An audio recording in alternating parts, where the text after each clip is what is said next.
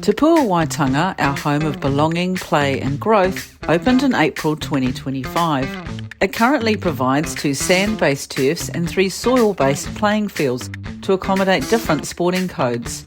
So far we have developed 12 hectares of this 46 hectare site. It comes complete with 144 car parks, 8 disability car parks and 3 bus stops. We have an ablution facility on site. Let's hear what you think. The turf is just outstanding. It is a game changer. The pitches here are really nicely prepared. We've had heavy rain overnight and it's as dry as cricket, soccer, Imagine League, and with space to grow. Fast work, well done FNDC. The cost to develop this facility so far is $12.7 million.